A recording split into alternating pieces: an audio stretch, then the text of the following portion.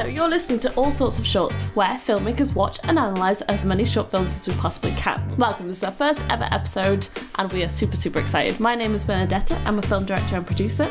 I'm joined by producer and director of photography Matthias, Djan, and the wonderful producer Jamie Mills. Hello. Hey. This is the first ever episode. How exciting! Woo! It's really exciting. Yeah, woo. This is the start of us properly, introducing short films to people. Yeah. Because I don't think anyone's heard of them. I think so. We are the only ones aware of short films. I agree. We need to educate people. So am I right in thinking this is something you guys, because you guys have wanted to do for quite a few years then? Yeah. So, kind of how we were joking, short films is a platform that at least the mainstream audience doesn't really take that much notice of.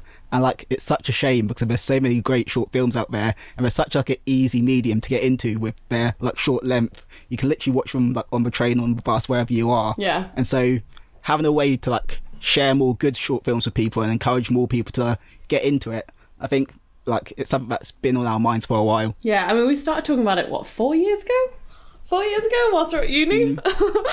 Yeah. And we started talking about it just because we were in the process of making loads of short films, and the best way to kind of know how to make a short film is by watching short films. I suppose there was so many of my friends that just didn't watch short films point blank, and for me it was such a shame because I'm missing out on so much kind of creativity and things that I admire, and so I think we wanted to do a podcast to at least try and get some more people into them. Yeah, it's interesting, isn't it? Because we're now in a time of a big obsession with short form content. The rise of YouTube is the biggest form of entertainment in the world, but short films don't really seem to have taken a central place in that, and it is a surprise actually. But you mentioned there that you've been wanting to do it since at uni. What uni was that, Benny? Lancaster University. And who did you meet there? A fair few. A guy called Jamie, can't remember his surname, but he was definitely there.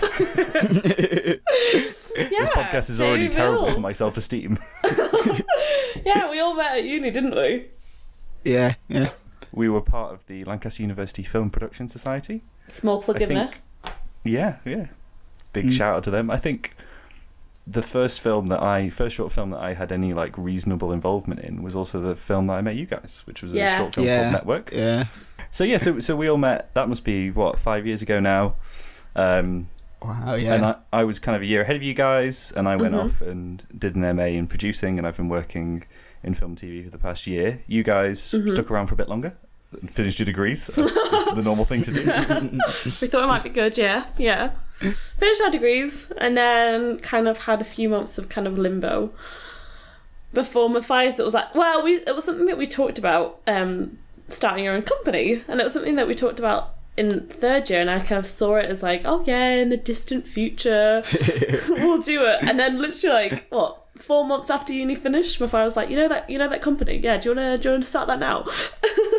Yeah.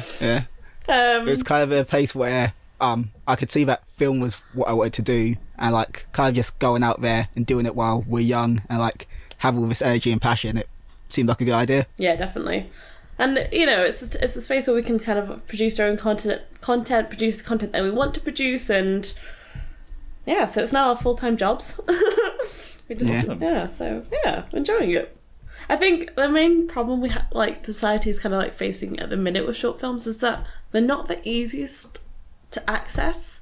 As in, there's websites like Short of the Week and Omelette or Omeletto. I think it's Omeletto. Yeah, Omeletto. That do push short films, and short films is their thing. But there's not, for instance, that kind of accessibility. When you sit down in front of your telly. But I don't think accessibility is the right word, because I think they're really accessible because they're free and freely available on platforms like YouTube and Vimeo, while other films you've got to pay to watch. But I think more what it is because there's so many short films and anyone can just get up and make a short film and put it on YouTube. There's less creation and it's hard to find good short films. There's so much bad stuff out there that it's hard to find actually high quality productions. Yeah, I think that's kind of what I mean, is that they are so spread out that it's a bit of a minefield. You don't know where to start looking. It's not sitting down and there's, you know, you can just open Netflix or Amazon Prime or this new Apple TV. I don't know, that was I don't know, get me started. You can't just kind of like sit down and open an app, like a video streaming app, that, you know, showcases them all in like different categories or whatever. Yeah, people are like inherently lazy, aren't they? So the idea of having to go search for what you want to watch or search for a good thing to watch, it's just completely counterintuitive. Exactly. Yeah. Hopefully we'll be making your life easier, listeners, by showing you each week 3 short films that we like. And the links. Yeah. That's a good point. We should explain exactly how this podcast is going to work. Yep. Do you want to do that? Should I do that? Matthias, do you want to do that? Why don't we take it in turns to say a word each, and then hopefully it'll make a good explanation. It'll make a sentence, yeah. I reckon we could do a sentence each. Okay, all right, yeah, that sounds fun. Bernie, you go first. Each week, we as filmmakers watch and analyse different shorts. Me, Bernie, and Jamie will all pick a film each, which we'll bring to each show, and it's a short film that we like, or we want, there's elements of it that we want to talk about, and that's how the films are selected each time.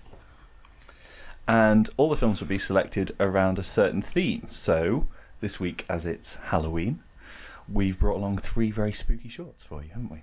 This is Halloween. This is Halloween. Favourite song. I think that was pretty concise. The other thing we should add is that we will usually be joined by a guest, usually with someone with some kind of personal connection to the theme we're discussing, or, you know, experience within that theme. But as this is the first episode, we thought we'd give you guys just a kind of slightly simpler introduction to the show. So yeah, we're going to be talking about 3 horror short films this week. Are you guys big fans of horror? What are you guys' thoughts about it? Do you like it? Do you not? Horror is like one of the few genres that I like literally just don't watch. It's very rare that I'll sit down to watch a horror. It's just a genre that doesn't really like speak to me or appeal to me. I think I just don't enjoy being scared enough to like find a sort of film that I want to watch. So I'm quite like scarce of what horror films I've watched and what horror films I've liked.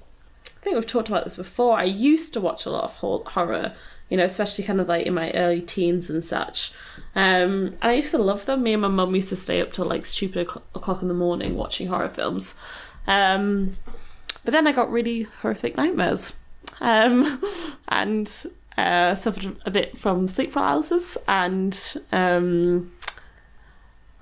it was triggered by it was just triggered by horror films and my imagination run wild. And so I kind of like fell out of love with them. I feel like if I wanted to, I feel like I could make a decent horror film, just because some of the nightmares that I had as a child, like in my teens, were that kind of like vivid, and I felt like they'd spook a lot of people. But no, I'm not a massive fan of horror. So I think... What about you, Jamie?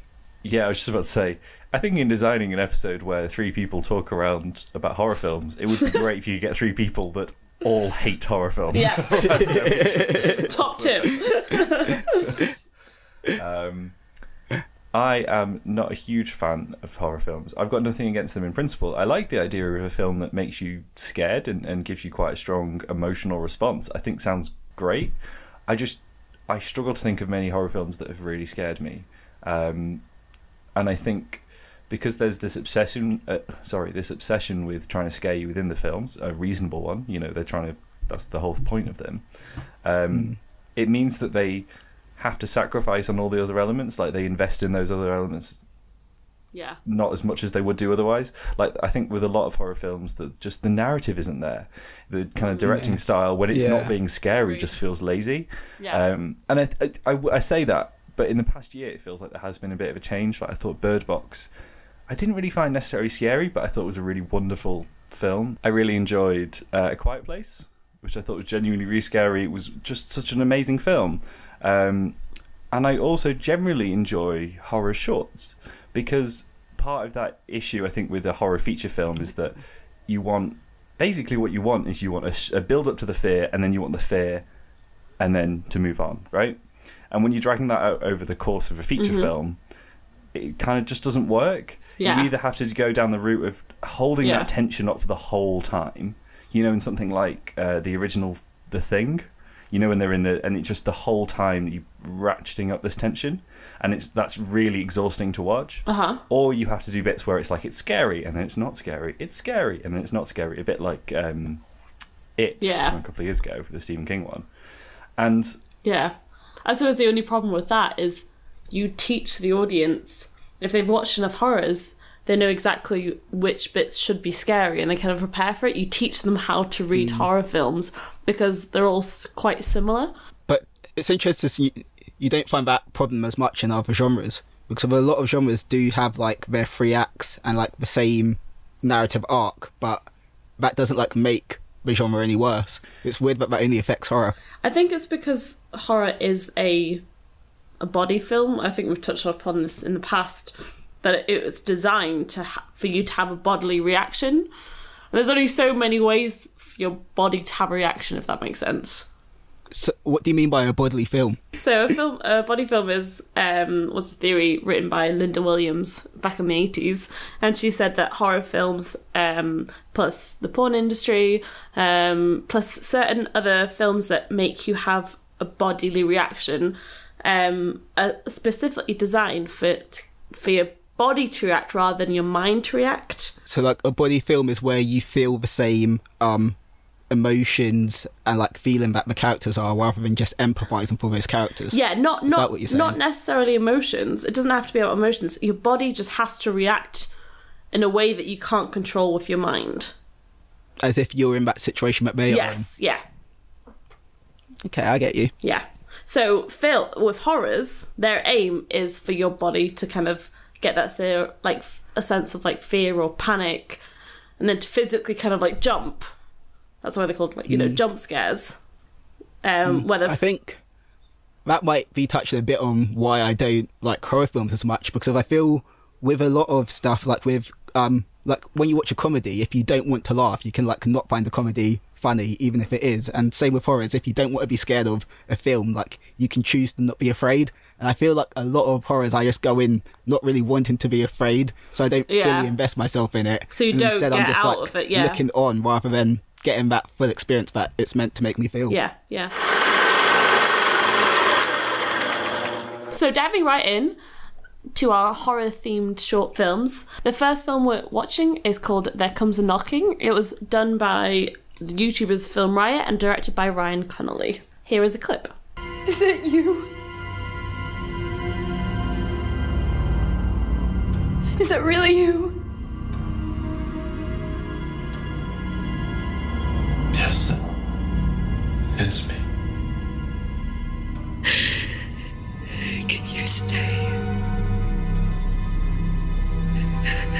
Yes, Emma.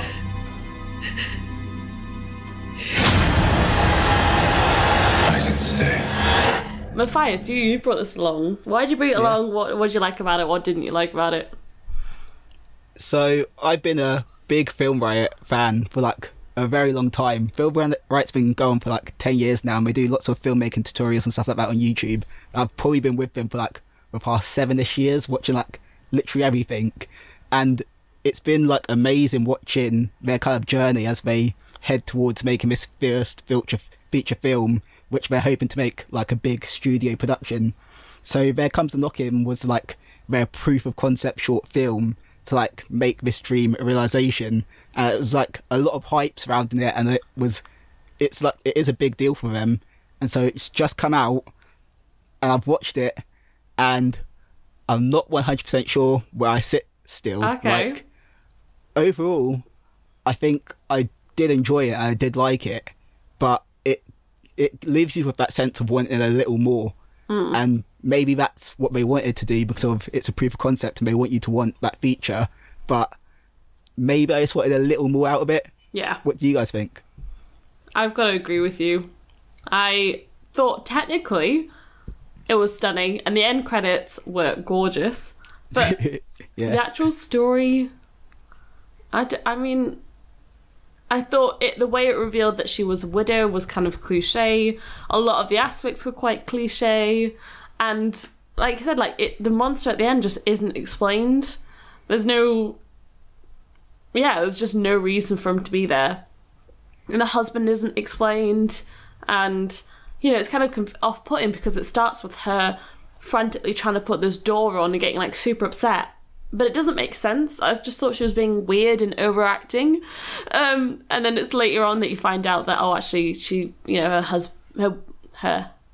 husband, who she's now a widow of, bought that and wanted to install it, and she's kind of like installing it to remember him and such. But I just thought it opened quite abruptly, and I don't see.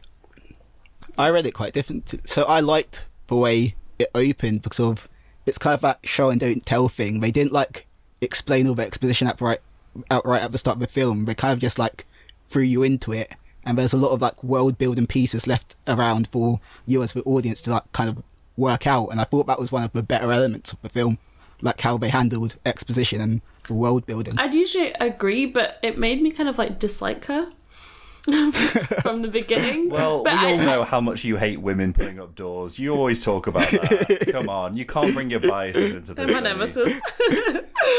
As the film progressed, I loved her. I thought she was a really like cool character and such, but I don't know if it gave me enough. Jane, what do you think about it? I thought, I kind of agree with everything you're saying. I think it's amazing when one of the first comments you made about the film was the fact the credits are good. I mean, the credits are gorgeous. They are gorgeous. Yeah, the credits are amazing. Yeah. I mean, they are great, but anyway, technically, it looks beautiful. It looks like a Hollywood film. It's technically really well done. The lighting's nice. It's visually interesting. It's not actually. I don't think it is. I think cinematography is quite uninspired. Actually, I think it's quite flat from that point of view. But I'll come on to that later. That's my only positive from this film, is that technically I think it works. And I liked her performance. I thought it was quite believable. I think she felt very authentic. Outside of that, the story is just non-existent. It isn't until 5 minutes 30 of a 9-minute film. Actually, I think the credits start rolling at about 7 minutes 30. So it's not until 5 minutes 30 that anything actually happens. So she spends 2.5 minutes putting up a door. She spends a minute sat on the sofa playing that voicemail, which is just flat out exposition. Then she's asleep in bed, and then the story starts. Like, that is really uninteresting. I was really struggling to stay interested, really struggling to stay engaged. There was nothing scary about it. Even when you do get to the big scare, I wasn't like, oh, this is terrifying. It was just about, oh, okay. Because you absolutely see it coming. It relies so heavily on all the usual horror tropes. It completely undercuts any of the tension. I think it's a real shame because you can tell there's a lot of really talented people involved in this. Yeah. And even as a proof of concept, I'm thinking, well, clearly you're demonstrating that you're talented filmmakers, but I didn't get a sense from this that they knew how to tell a story or knew how to tell an interesting and engaging story or an innovative story. Because, Agreed. I'm rambling now, but you always return back to this point when you're making something, which is like, why are we making it and why are we making this now? Like, what is interesting, what is innovative, what is new about this? And this film doesn't offer nothing. It's not bringing anything different to the horror genre. It's not... you look at the films from the past couple of years, and actually a couple of the films we're going to talk about tonight, and they're subverting stuff. They're breaking new ground, and this film just doesn't do that at all. So I was so excited about this film. I don't know a lot about Film Riot, but I saw all the hype. Matthias, you were excited about it, and I felt so let down when I saw it. Yeah. Are you guys excited at all for like that, all this world to be shown in a feature film? No. Like, did this proof of concept, was it effective in your eyes? No, if I was involved with a studio, I would not, make a film on the back of this. I mean, would you? So yeah, that's the situation, right? You've got $100 million to spend on a feature film. You want to make a horror. This fits all the bill. Would you make this? Would you fund this film? Only because of the context that it's Film Riot or Triune Films doing it, and I've seen all the other stuff that they've done. That's interesting. Bernie, would you do it? Probably not, just because... I don't know. I love Film Riot. I love, they've taught me so much. But their storytelling and their script writing, I would say, is kind of their weakness. I'm not sure about that. As in, their punchline short films are, brilliantly written and, brilliantly paced and, Yeah, but great entertainment stories. yeah, agreed. But can you do a feature out of that? Like, I've not been kind of shown the evidence that they can carry a feature length story. Yeah. Maybe, yeah. I think. Go on. Oh, I think like the short film they did before this, Ballistic, was their like biggest showcase of that they could do a feature, but that was like a action sci-fi film, and like looking at film writing before I knew that this was going to be their proof of concept for a feature, I would have automatically assumed that it would be a sci-fi action that would be their first feature. That feels like seems to fit in their wheelhouse more naturally than horrors do. Agreed. Yeah. This is like this third horror that they've done. Yeah. And yeah. Can I pick up on a tiny point that I don't like about this film? This is such a tiny thing, and maybe I'm wrong about this. But, so, you know, about 6 minutes in or whatever it is, you get the reveal of her husband sat in the chair. Yeah. He's facing out the window. Do you know what would have made that a lot more effective? Is if we knew what he looked like. Like, you kind of do we? Because they show like the photo frames of them together and that sort of stuff. Yeah. Oh, I completely missed that. I'm going to cut that because that makes me look really stupid. But I didn't see those, and I was just like, "Who's this man sat in a house?" But saying that, in the there's only one photo frame that does it, and it's like not a close-up at all. Yeah, it's not a close-up. You can't really see his face. Interestingly, like the moment where we first see the husband sitting on the seat and he like turns to look at her in a way, that like everything about that moment and the atmosphere, the performance, everything, it really reminded me of Annihilation and the scene where Oscar Isaac like returns home and like Natalie Portman finds him there. Like they were so similar, and I haven't like rewatched that scene to see if they are like beat for beat the same, but like instantly I just got that tone, that atmosphere from Annihilation, which was really cool. Yeah. That's interesting. And while we're drawing comparisons, I don't know if you guys have seen the Black Mirror episode Be Right Back, the one with Donald Gleeson. Yeah.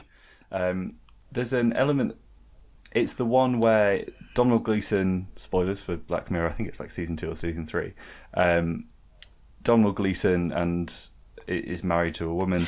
He dies in a car accident, and then she gets like a robot synthetic version of him created. And it's about how their relationship, she tries to form a relationship with this robotic version of him that doesn't have the same feelings and emotions, basically. But at its core, it's about a woman trying to deal with the loss of a partner and trying to deal with grief. That would have been a much more interesting way to go with this film. Because I don't understand what the point of the door was in this film. The door has no real purpose. I understand it's there as just like this kind of symbolic, mystical, supernatural element, but actually from a storytelling point of view, it's not essential, right? You could tell this exact same story where it begins with her and you see her struggling with grief, struggling with the challenge of losing her husband, and then there's a bit of psychological elements, and then she starts to see him, and that's when you have the final reveal that it's a horror rather than a psychological thing, and that feels much more interesting. I think you're 100% right, and I think that's a cause of this being a short film based off of a feature film script.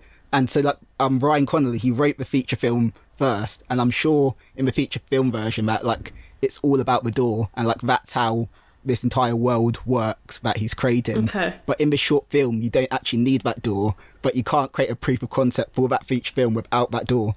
And so, like, I think he's kind of put himself in a situation where the story he's told with the short doesn't fully capture like all the elements that it needed to like make it make sense on its own. That's really interesting. I hadn't realised that he'd written the feature film first. I think it makes sense because there's a lot of elements in the short where you're like, I feel there's just something that I'm missing out on. I think I'm a bit different to you guys because of like after watching this, even though I didn't love the short, I'm still like really quite excited to see the feature and like want to know where the story is taken. Like the theories that have like been popping into my mind about what could happen in this world like have kind of excited me, even though I don't like the horror genre. And like I feel like if tomorrow Ryan Connolly announced that he had made the feature and it's out in cinema, I'd like go out to watch it in cinema. I think I'll definitely go watch it, but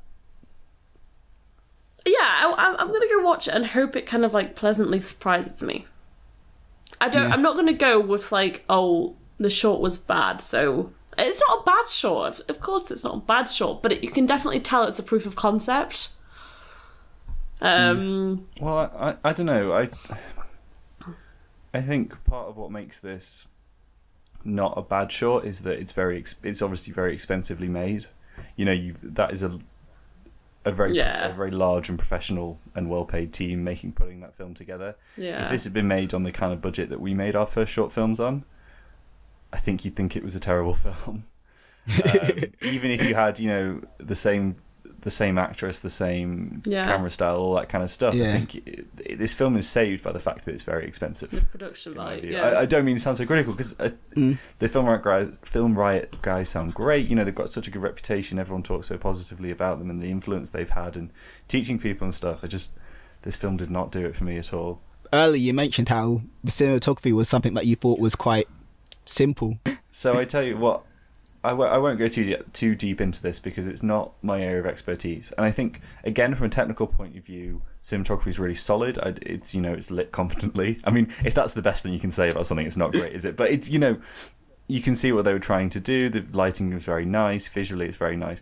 It just didn't feel interesting. It felt like this was the most obvious way to shoot this film, the most generic way to shoot this film. There's nothing in there at any point which is allowing us breaks to gain convention, insight breaks convention, or is allowing us to get any kind of subjective sense of her experience. And I suppose maybe that's more of a direction thing than necessarily like a cinematographer kind of thing. But it all just felt, you know, it's all these A lot of it's dolly, and then we also use a steady cam occasionally for more complex moves. Right, okay. Which is nice, but it's, as I say, it feels like the most obvious, and it feels like the least. I don't mean this in a bad way, but it does feel the laziest way of telling that story, because it's very easy when you're directing something to just be like, oh, we'll just put it on Steadicam and follow the character from room to room or from space to space, and it feels like there was something much more interesting they could have done.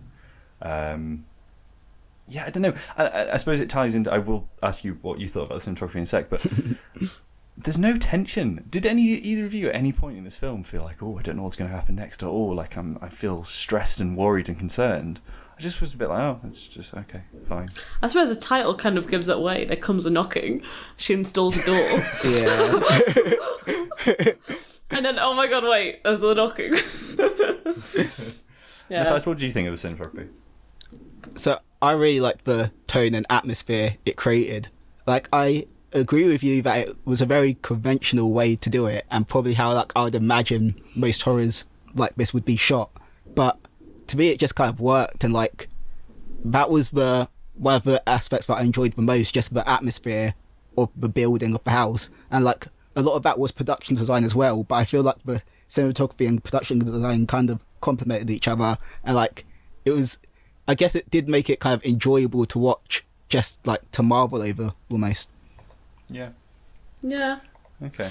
I think we should. No, go on, Betty. Okay. well, do you want to that's make your what- point, and then we should move on? I really Cool. the cinematography. I think you can't fault it. I think because it's Film Riot, I'm probably expecting more than I would from anyone else, which isn't fair on them because they're just kind of filmmakers as well. But I'm like, I want them to do something kind of like original, and I didn't get that from this. Yeah. Do you guys have anything in your house which you suspect might cause one of your deceased loved ones to return from the dead? That's such a random question. Well, the strange thing is I've been asking that question to people for years. I'm glad that I finally have a context in which it kind of makes sense. I have a table that's like 500 years old. Wow, really? Well, it's like my dining table. It was like, it's part of this is again a really weird story, but it was part of it's part of Polish kind of original like furniture. I don't know, some furniture that belonged to Poland, because and essentially my parents had to get asked permission from Poland to take it out of the country and promise them that we will never sell it and that we'll keep it within our Polish family. So that's my table. I don't think it's haunted, but My friend. That is so weird. I know. Such a great answer to that question. I feel so happy I asked. Next up, we've got Special Day, directed by Teal Grey Havens. Here's a clip. This can't be real. Don't be afraid, honey. This is what has allowed us to thrive.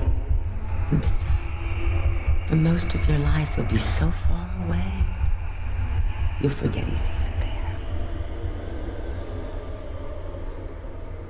But he's not far away.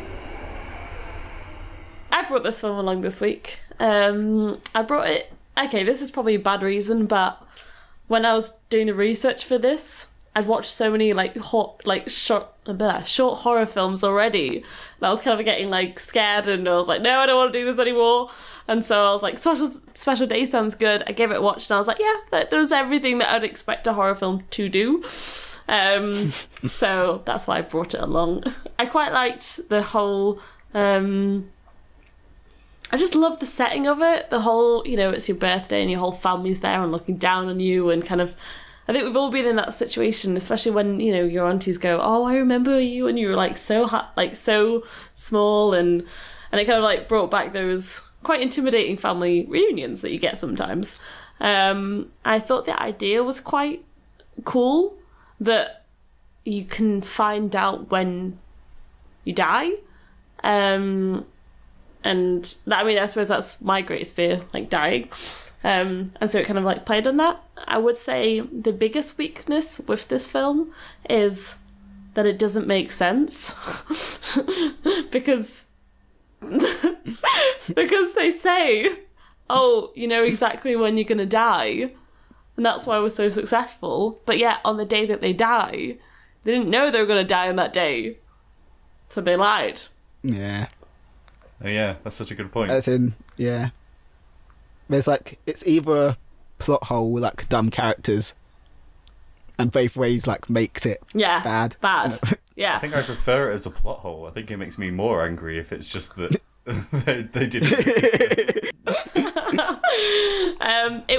I think it was a proof of concept, and it's currently in the making of. They're currently making it into a feature film. I was about to say, I didn't realise it was a proof of concept, but it definitely feels like a proof of concept. Yeah. They're always hinting at like other stories and like this whole world and this whole background to it. Yeah. But it also like confuses me that as a proof of concept, because I can't imagine a horror story that was longer than this film, like based around that concept. I'm not sure how you can make that scary for a film. Yeah, it's a funny film, actually, isn't it?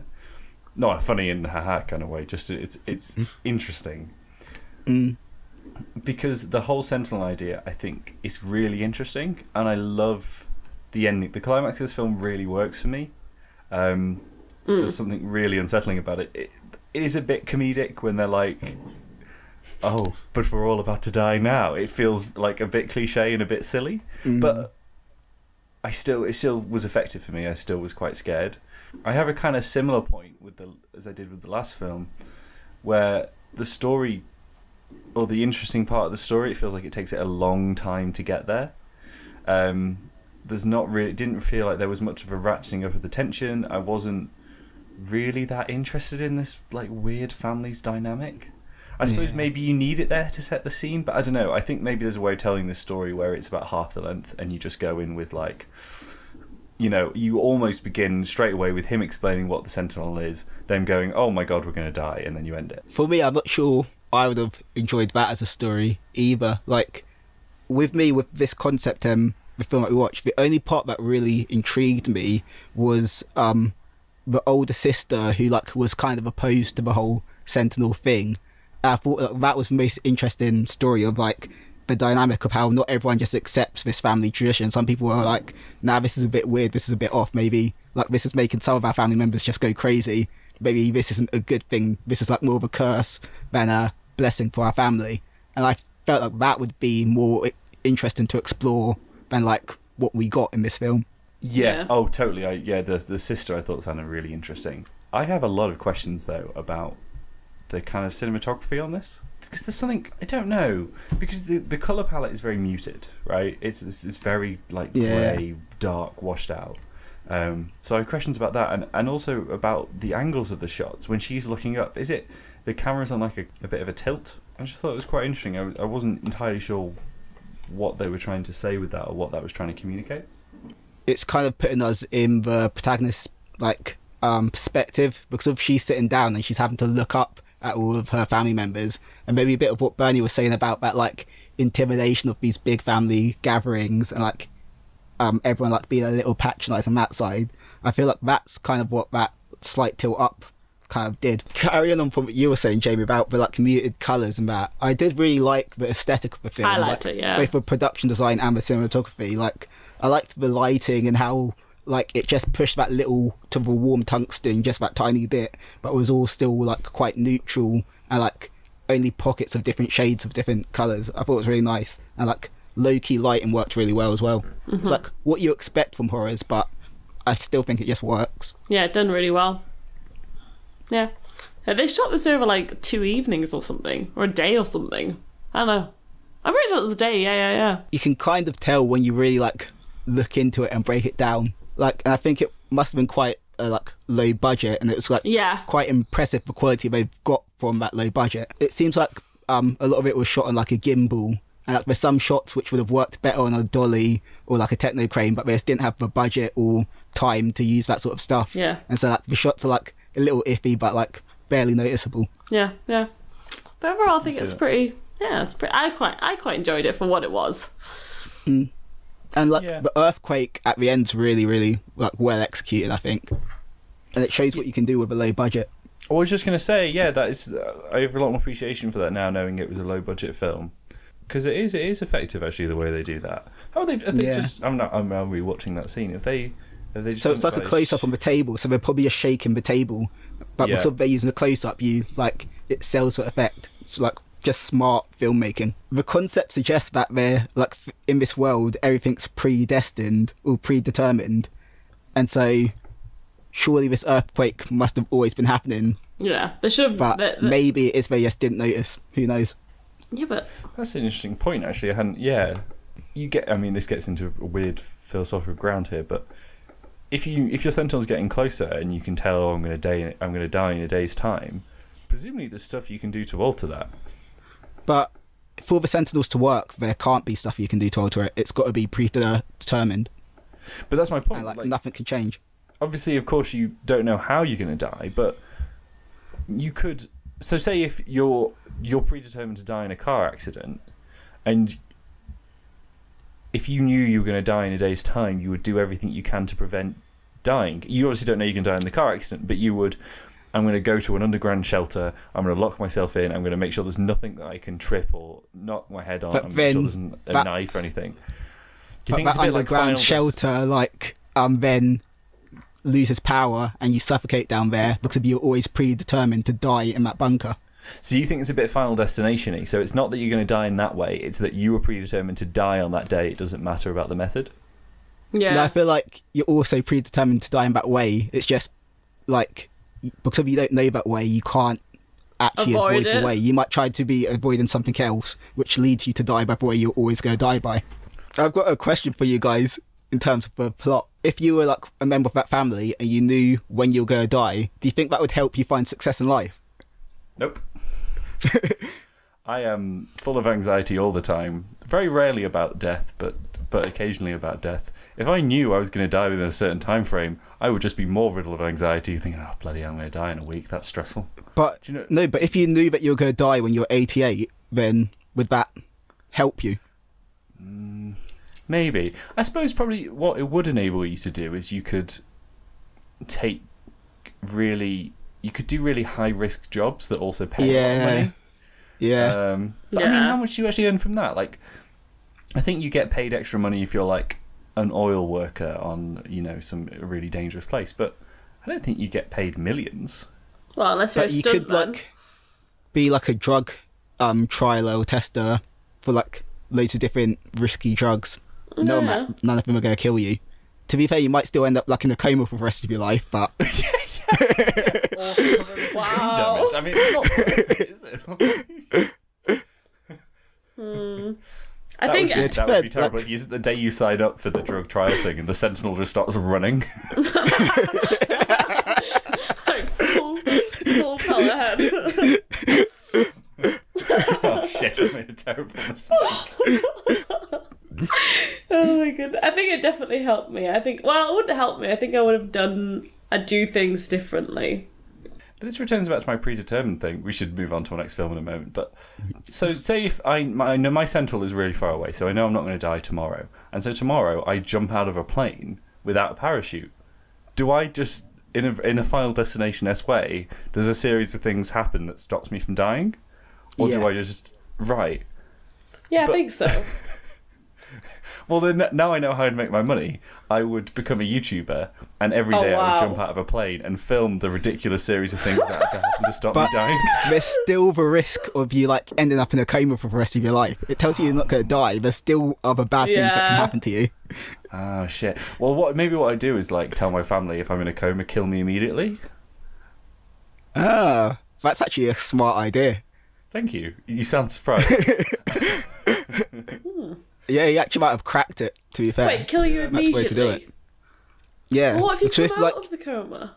No, but as in, because that means that you definitely will never get into a coma, because of coma, you going into a coma means you dying. And if things are predetermined that you won't die tomorrow, you can't go into a coma tomorrow, obviously your family will kill you. Oh my god, but you could totally exploit that. You could be like to a random man on the street, or, you know, I guess you'd probably use your family member, but you could be like, unless I'm a millionaire by tomorrow, I want you to shoot me in the head and kill me. Yeah. Yeah, but no. I feel like you're still forgetting like the power of the universe. Say you tell your family, guys, this is a serious topic, right?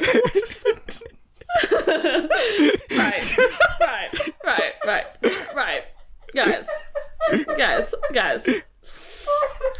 Anyway. I want to hear where you take this, Bernard. Right, no.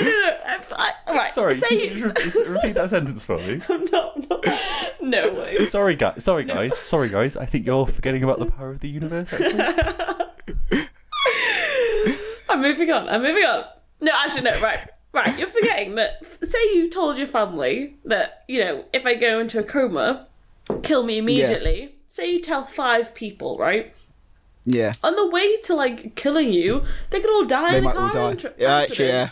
Or, like, the millionaire, for instance. You know, you tell him to, like, shoot you tomorrow. Yeah, you might have a brain aneurysm. Oh, yeah. I see. So it'll kill... you are right. Our next film is How to Be Alone. It was written and directed by Kate Treffry. Here's a clip. You might think calling people is a good idea. Hey, it's Jack. Leave a message. This is false. They won't understand and they will resent you for making them feel weird. If this is an emergency, hang up and dial 911. When you get down to it, the only real rule is survival. Jamie, you brought this one along. Expand. So I think there's probably like 3 different areas that I really love about this film. I mean, there's so much that I think is fantastic. But first of all, I think aesthetically it is stunning. I mean, it's just visually so amazing. And the editing is fantastic. It just... What an amazing visual experience this was. It feels almost like music video-esque in the kind of rhythm, the pacing of it. It's so incredibly well put together. That was the first thing I loved. Second thing, which I think ties into it being directed by the writer of Stranger Things, or one of the writers of Stranger Things, is that it's such a self-aware film in terms of the genre. It's playing and manipulating and subverting and all these different horror tropes, most kind of notably about the role of women in horror.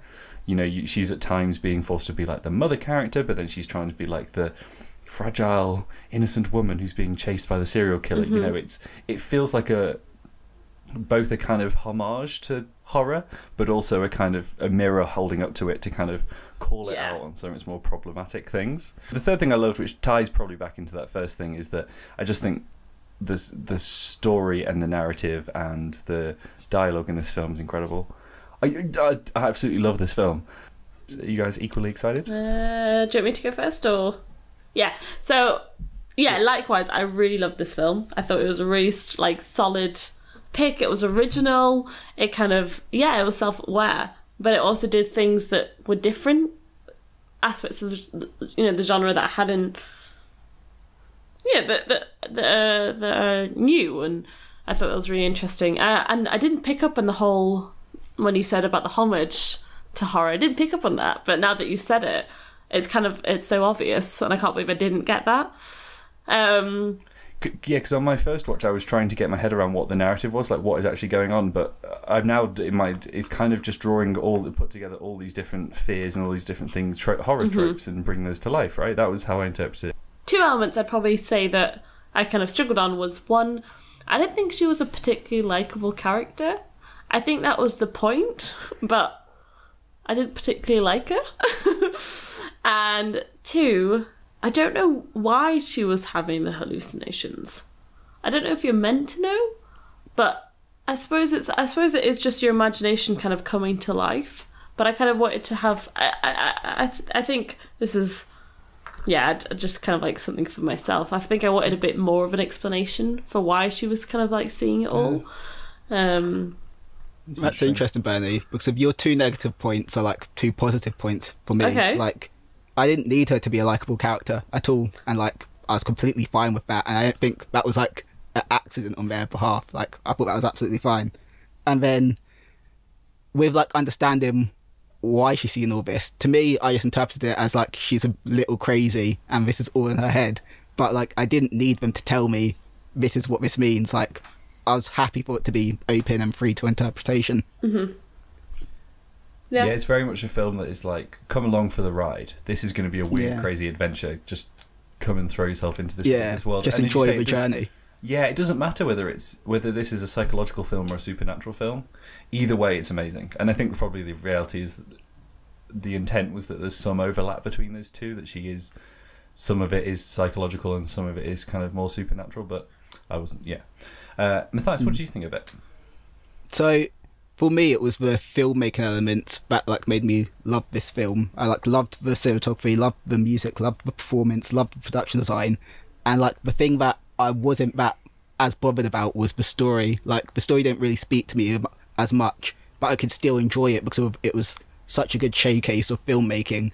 And I find a lot of the like short film horrors I enjoy are ones which are great showcases of filmmaking. I loved the aesthetic of the house, like all the like decisions of like the photos, everything to do with that, the amount of practical lights they have in, the different colours of the lights, like the amount of colour contrast in that cinematography. I thought it was just brilliant to like watch and look at. I think it's what you're touching on, Jamie, with that like music video feel, like just being visually stunning. Yeah, it works in its own right almost without the story. And there's some genuinely really terrifying and creepy moments. You know, when she sees the baby's footsteps. Yeah, and there's the blood on the floor, I think is really upsetting. And obviously the kind of in the climax where she's being hunted by this man in the gimp suit. That's great. I also thought it was really interesting reading Kate Treffery, is that how you pronounce it? Her comments about it, that her inspiration for this film, or the initial inspiration, was from her own experiences of being alone. That it's not necessarily about worrying about someone breaking in. She's not worried about someone, being a ghost or anything like that. The fear was having to kind of be left with herself. She had to face herself and left with her own thoughts. Okay, interesting. And there's an element of that in this film, and that like her keeping busy, having her checklist, always like having like pretending to be happy, pretending to be normal. Like, you definitely get that through like her monologue and everything. And also it feels like when you have that interpretation on the film, a lot of the things she's confronting, as much as they are horror tropes, they're also things that would be on your mind. You know, there feels like a big challenge in this film, a big struggle in this film about her. It feels like there's a big thing about her becoming a mother. You know, that's one of the things that she has to face up to this young child and all these other things, and she's all these concerns and anxieties that feel like they're represented by the different fears. And so when you bring that into it, it feels much more of like a psychological than a supernatural paranormal. Yeah, definitely. Film. But I do think there is a solid kind of paranormal interpretation of this. I didn't read it quite like that, Jamie. With me, I saw like she saw the snake on the TV, so she starts to have fears about the snake. She's like a baby photographer, so she's got all those baby photos that she sees, and that makes her think about the kid. I'm not sure quite where the GIMP came from, but I saw it as like the stuff in her environment was like inspiring her imagination. That's how I read it all. Yeah. I think both ways are really good ways to read it. Yeah, I don't know. I think it's probably... I think it's a mix both of ways all make the three, film. isn't it? It's, you know, there is just that she's being... There's a supernatural element. It is part of it. It's just her own fears and anxieties, and also she's responding to her environment. There's probably like an overlap and intertwining of all those three. I do wonder where the GIMP comes from, because you can see where all the other elements come from, but I don't know where the GIMP... I'm sure it's like on T-shirt. It'll be somewhere. I feel like it'll be somewhere in the film, but like you've just kind of like got to find it. I'd quite a couple of things. I really like the way that how they showed, you know, even with just one prop, the cupboard, like, you can do so much with that one prop. So, for instance, have like blood pouring out, or like have the light shining through, or have like little fingers coming through. I just thought it was really interesting, quite imaginative. And the other aspect is two more aspects. Sorry, one, at the very beginning of the film, you can see her writing on her hand. Like, fuck it, you know, the note that she leaves to herself, the very final note.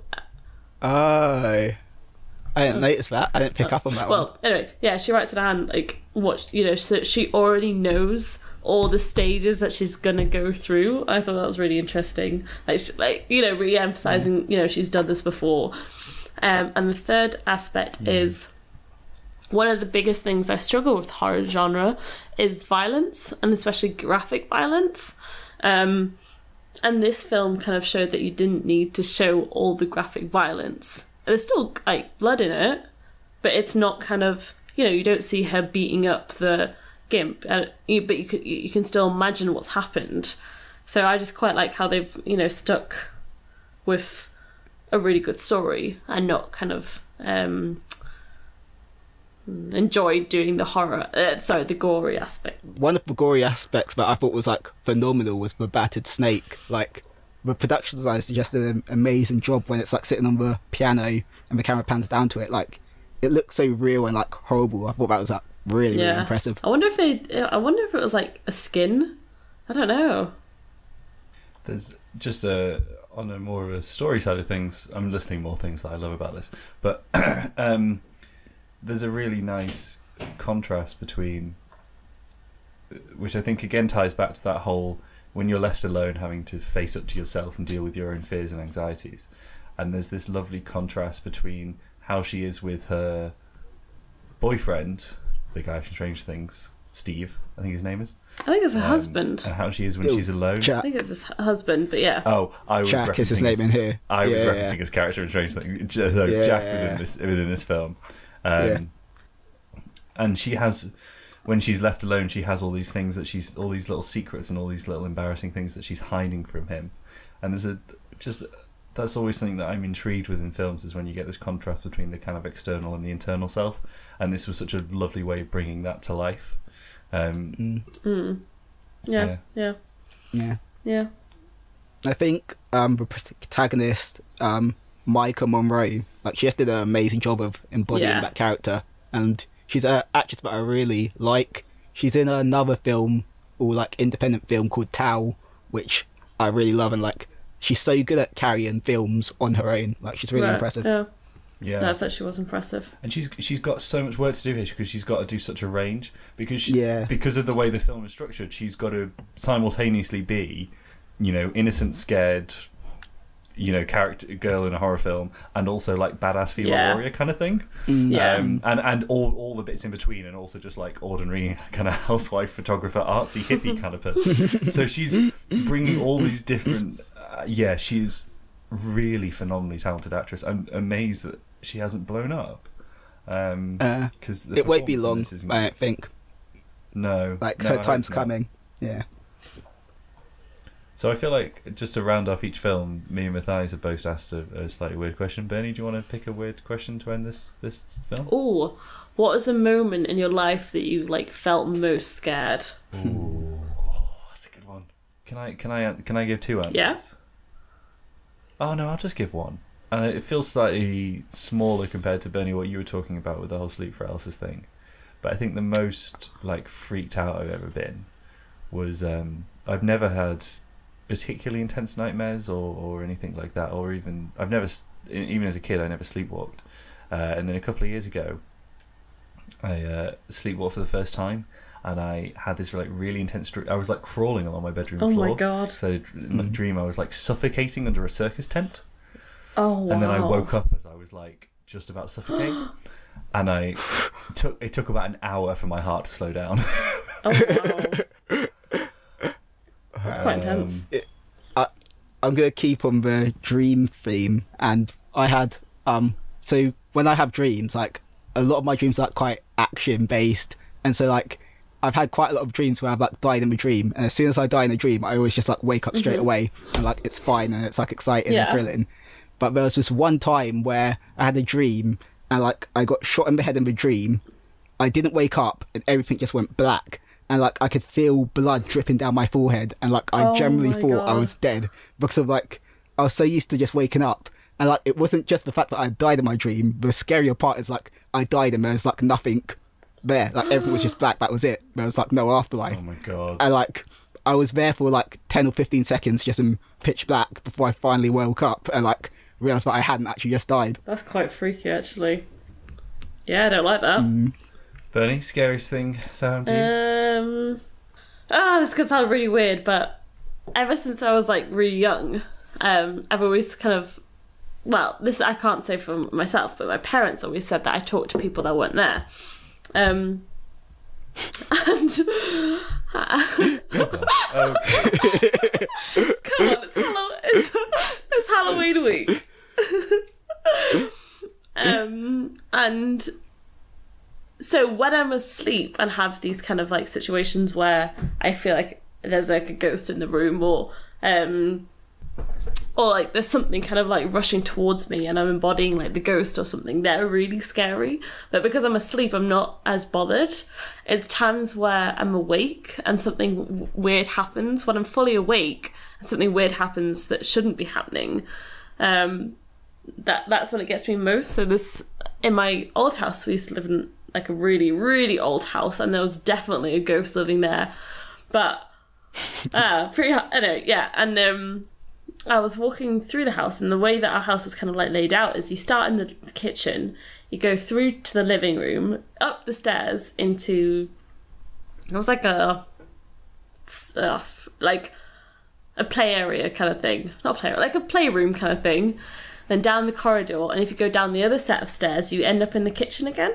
So it's like a circular house. Does that make sense? Yeah, so I left the kitchen and I walked into the living room, and my mum was sitting on the chair reading a book, and I said, oh hey, I'm just going to grab something or whatever. I can't even remember what I said. I went up the stairs, I walked into the play area where there was another couch. I looked up and my mum was sitting on the couch reading a book, and I looked at her. I just screamed. Stopped, screamed in her face. She was like, oh my god, what the fuck. Like, I just ran away from her back down into the kitchen, and it was so weird because there was someone sitting in the living room, and I talked to that person, and then they were like, the same person was upstairs, and I knew that the reason I knew it was mum's because when I left the kitchen, my dad and my two sisters were in the kitchen all together. That was that was a really scary moment.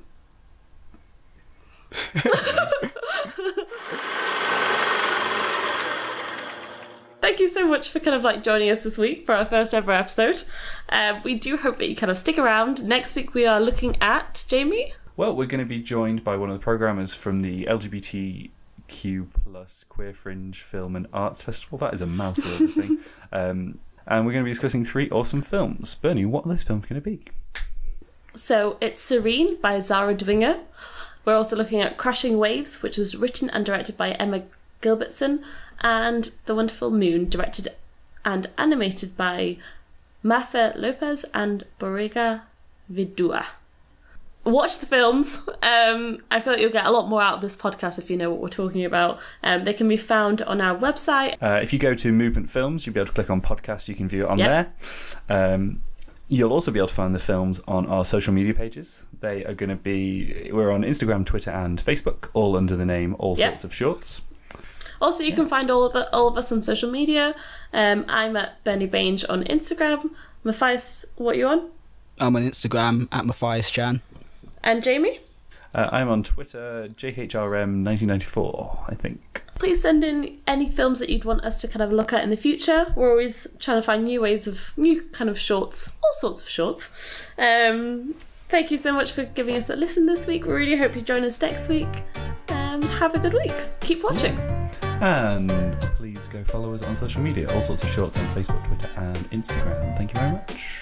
Hope you enjoyed it. See ya. Bye. Bye.